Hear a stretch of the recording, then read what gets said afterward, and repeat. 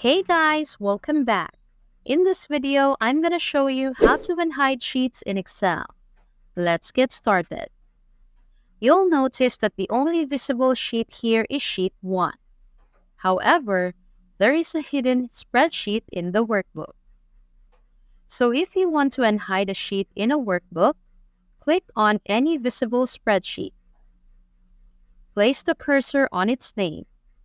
Right-click and select Unhide.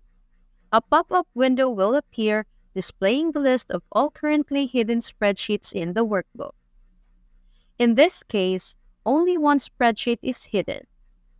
If there were more hidden sheets, you'd need to select the one you want to unhide and click OK.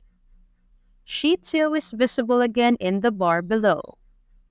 Thanks for watching. And if you found this video useful, don't forget to give it a thumbs up and hit the subscribe button for more content like this.